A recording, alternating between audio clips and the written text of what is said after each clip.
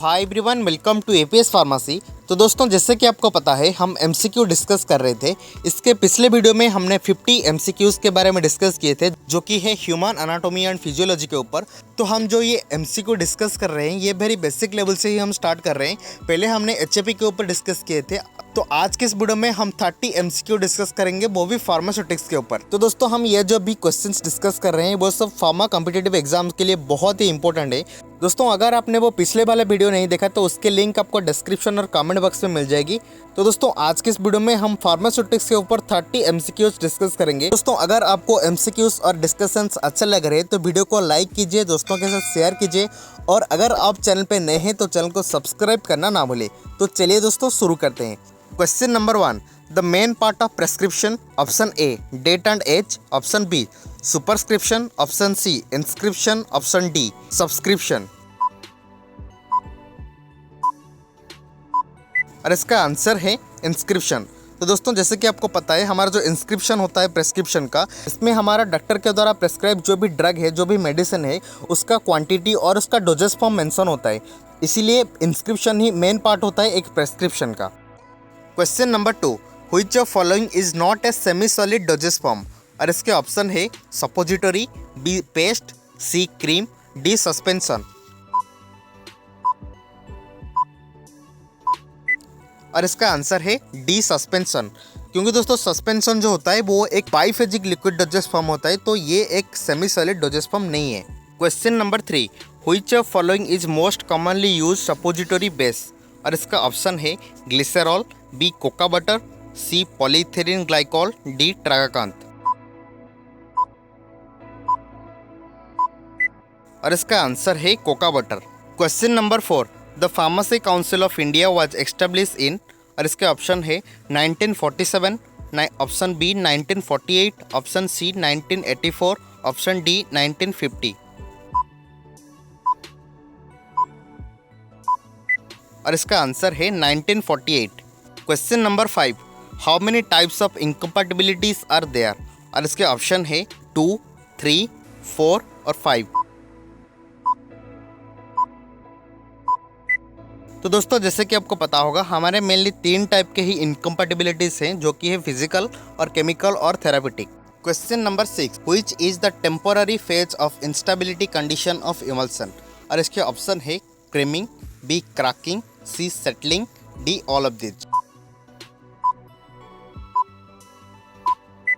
और इसका आंसर है क्रीमिंग, क्योंकि दोस्तों हमारा जो भी इमल्सन होता है वो अगर क्रीमिंग हो तो उसको रीसेकिंग करने के बाद वो फिर से अपने ओरिजिनल कंडीशन पे आ सकती है। लेकिन अगर हमारा उसका क्रैकिंग होता है, अगर ऑयल फेज और वाटर फेज अलग अलग हो जाता है, तो वो एक परमानेंट फेज कहा जाएगा। तो इसलिए इसका आंसर है क्रीमिंग।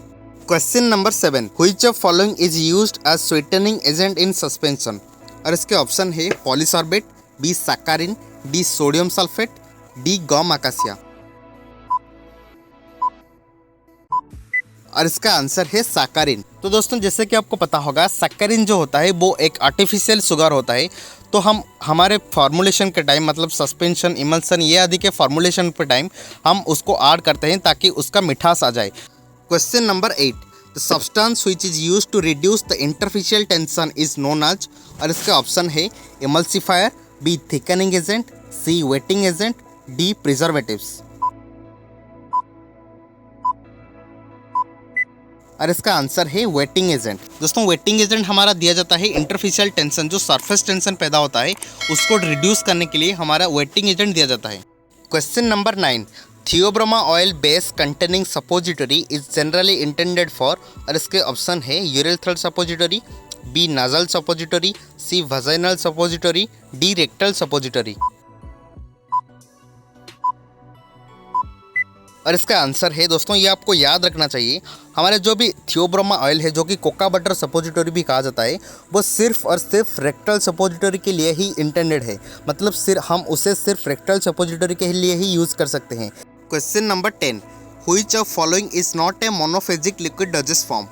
और इसके ऑप्शन है lotions, B syrup, C suspension, D लिनिमेंट।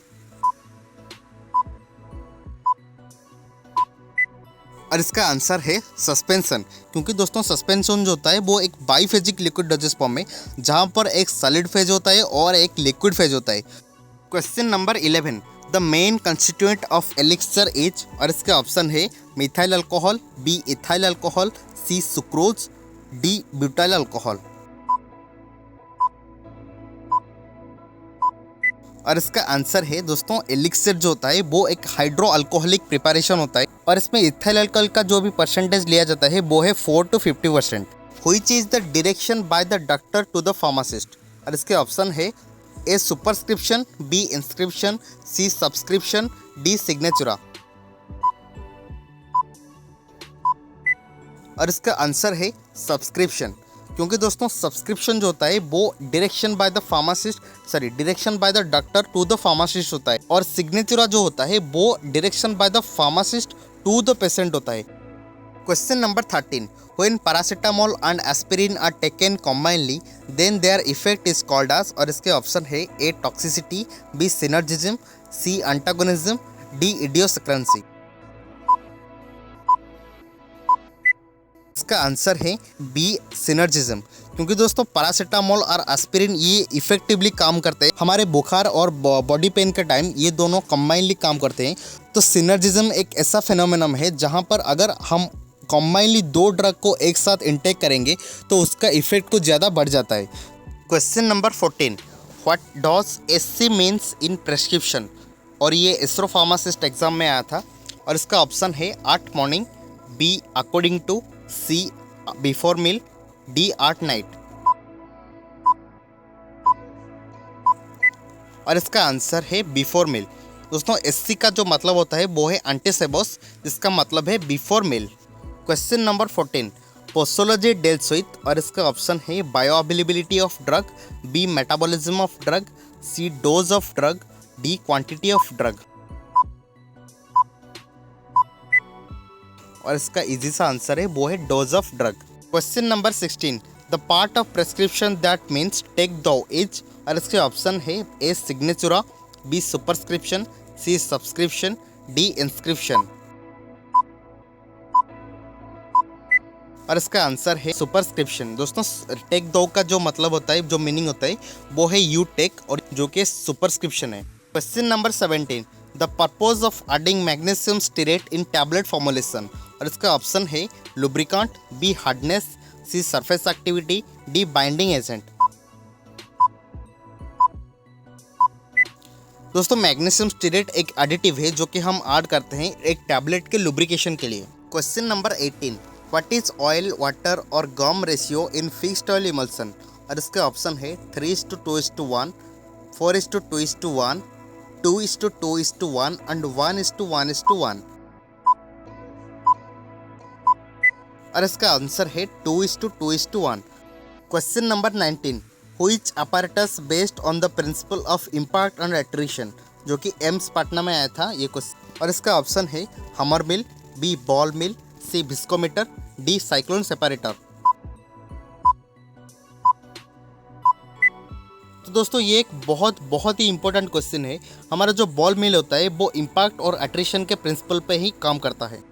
Question number 20, principally glass is composed of, जो कि कर्नाटका फार्मासिस्ट एग्जाम में आया था, और इसका ऑप्शन है sodium oxide, B silicon oxide, C magnesium oxide, D calcium oxide. और इसका आंसर है सिलिकॉन ऑक्साइड।